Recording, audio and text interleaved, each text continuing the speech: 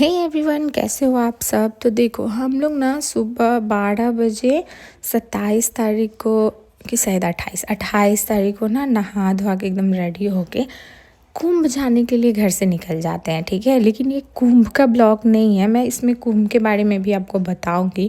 ठीक है, लेकिन रास्ते में हमारा बस जहाँ आने वाला था ना, वहाँ चंद्रशेखर नारायण सर का ना एक ट्रस्ट था। ठीक है, तो हमने सोचा कि चलो अब जब हमारी बस आने में लेट है तो क्यों ना हम इस ट्रस्ट को भी घूम ले। ठीक है, तो हम अंदर गए। हमें मुझे स्पेशली मुझे कुछ ख़ास आइडिया नहीं था कि इसके अंदर क्या है नहीं है। मुझे लगा बस एक पार्क जैसा होगा, बट हम अंदर गए हम सारे ना, तो हमें दिखा कि हाँ, उनकी ना बहुत सी इम्पॉर्टेंट जो चीज़ें थी, उनका बेड, ये सारा चीज़ था जो कि मैं वीडियो में आगे दिखाऊंगी। और कुंभ में क्या हुआ ये भी मैं इसी वीडियो में आपको बताने वाली हूँ, क्योंकि मैं कुंभ का वीडियो तो बना ही नहीं पाई थी क्योंकि ना हमारा फ़ोन चार्ज नहीं था और हम वहाँ ना 2 दिन 3 दिन तक फंस गए थे जाम में। समझो कि 17 घंटे हम एक ही जगह पे हमारी बस खड़ी रह गई थी। तो सोचो, अब चार्ज का तो बैंड बजना ही था फ़ोन का, तो मैं क्या ही ब्लॉग बनाती और आपको क्या ही दिखाती। हम सब वहाँ से अच्छे से आ गए ना, यही बहुत बड़ी बात है। ठीक है, तो पहले ना मैं ये पार्क जो है, ठीक है, ट्रस्ट जिसको बोल रहे थे वहाँ सब, उसके बारे में बात कर लेते हैं। ठीक है, तो ये ना बहुत ही खूबसूरत जगह है, बहुत। ठीक है, तो जैसे ही हम जाते हैं सब, तो हमारी पूरी फैमिली घर से निकली थी कुंभ जाने के लिए। ठीक है, तो हम कुंभ जाने के लिए निकल तो गए थे, लेकिन हमारे साथ ऐसा कुछ होगा हमने तो सोचा ही नहीं था।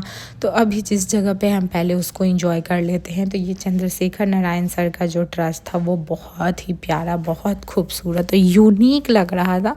देखो, ये इतना पुराना है लेकिन अभी तक मतलब इसको इतनी अच्छे से मेंटेन करके रखा गया है, और इतनी सफाई, मतलब क्या ही मैं बताऊँ आपको कि इतने अच्छे से सब कुछ।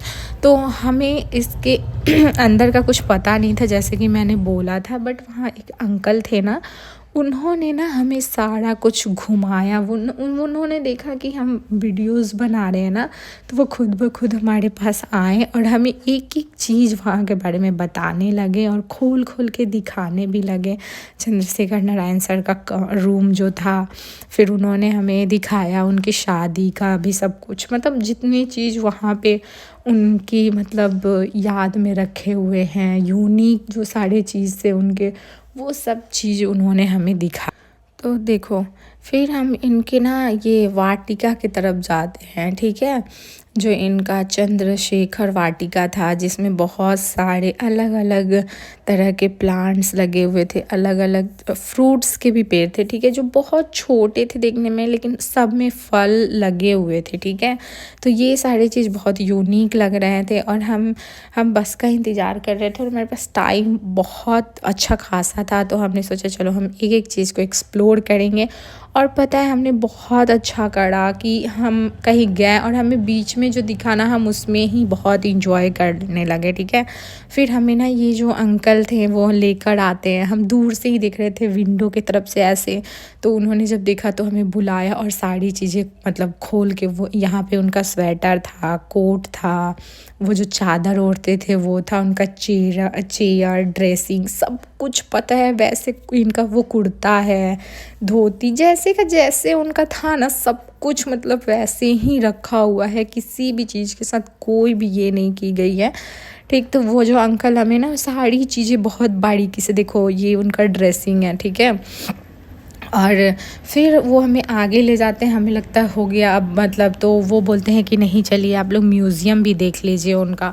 तो फिर वो हम सबको एक साथ में लेके जाते हैं म्यूज़ियम दिखाने, और म्यूज़ियम में इतनी उनके थॉट लिखे हुए थे, उन्होंने कब क्या करा था, क्या मतलब सोचा था देश के लिए, ये सारी चीज़ें। देखो, ये है उनका म्यूज़ियम। ठीक है, तो चलो अब अंदर से देखते हैं और फिर आप सब मुझे कमेंट करके बताना।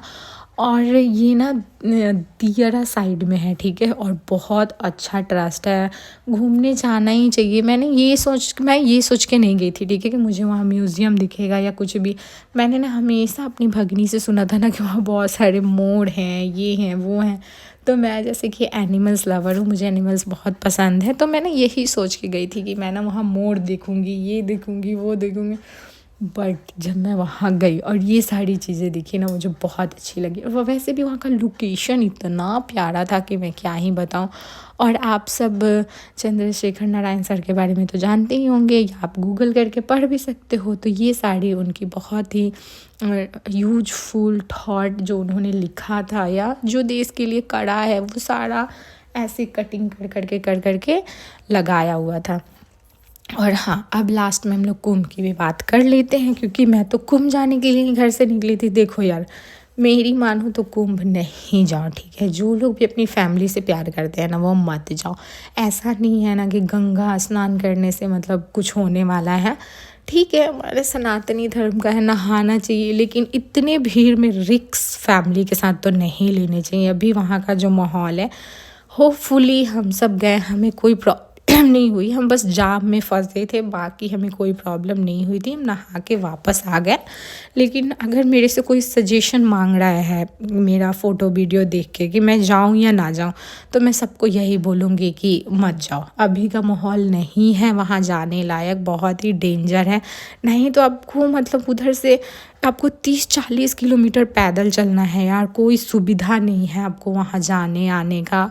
तो मेरी सलाह है कि आप मत जाओ, ठीक है। आप घर में रहो, सुरक्षित रहो। सबसे इम्पॉर्टेंट चीज़ यही है कि आप सुरक्षित रहो, ठीक है। कुंभ का क्या है, फिर लगेगा फिर जाना। और वहाँ का जो इतना डेंजर माहौल चल रहा है ना, क्लास तक गायब कर दिए जा रहे हैं, ये सही है और हम सब ने देखा भी है वहाँ पे। तो इसलिए मेरे जितने भी रिलेटिव या कोई भी मेरे वीडियो देख के पूछ रहे हैं कि तुम तो अच्छे से आ गई, तो मैं सबको यही कहती हूँ कि ज़रूरी नहीं है मैं आ गई आप भी आ जाओगे, मत जाओ, रहने दो, ठीक है। अगर आपको मेरी वीडियो अच्छी लगी तो प्लीज़ मेरे चैनल को सब्सक्राइब कर देना, वीडियो को लाइक कर देना। तब तक के लिए बाय बाय।